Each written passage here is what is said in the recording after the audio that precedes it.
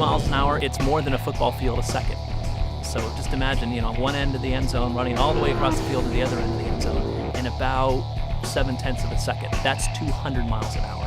It's a magic number. And today I plan on getting to that magic number or die trying. So you're about to have an interesting day when whatever you're doing requires a helmet with your blood type on it. And a day with world-class driving is definitely interesting, especially when you're at one of the 200-mile-an-hour club events like the one today that brought us to a little used airfield in the middle of the Florida Everglades.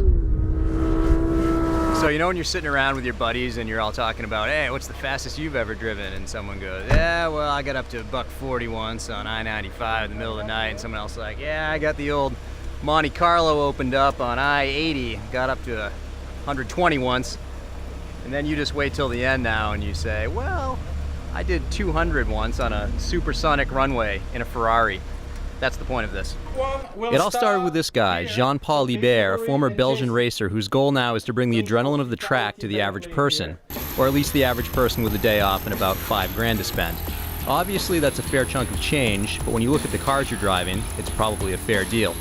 They're basically driving about 2,600 horsepower worth of vehicles and about $2 million worth of vehicles. Jean-Paul's plan is that when the 200th person reaches the goal, he's going to shut down the program. So it's an exclusive club, and it's not as easy to join as you'd think, even on a 2-mile-long track like we've got here. You're pushing a lot of air. There's a lot of energy that needs to be built up in that car to get to that speed. We have a 2-mile runway here. We're going to be at about 140 miles an hour in the first mile, about 180 miles an hour in the mile and a quarter. It takes almost another 3/4 of a mile to get 20 more miles an hour out of it. So you literally need almost a mile just to get from 170, 180 to 200. To help us get there, we spend the entire morning in instruction at 2 different stations around the airfield. Our first session is a mini autocross course where we get our first taste of the Ferrari F430. Our handling oval is set up in such a way that we can allow our customers to get a feel for how you get the car turned in, how you start to accelerate, unwinding the wheel, getting on the brakes aggressively as we're doing right now, getting the car downshifted, turning in, always looking through the window, which is paramount, obviously. Accelerating up through the gearbox. Second gear right now, about 8,000 RPM in the third gear. A light brake, getting the car turned in, being real patient and smooth. Starting to unwind the wheel and accelerate. Back on the brakes hard. Downshifting into second gear for a hairpin corner through here.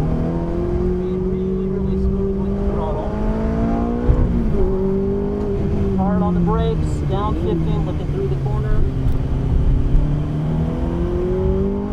And all of this is in an attempt to get our customers comfortable with the fact that once they get out on the runway, it's all about corner entry and corner exit speed, meaning that you need to have at least a 75, 80 mile an hour run from the taxiway out onto the runway, otherwise you might not make the 200 mile an hour.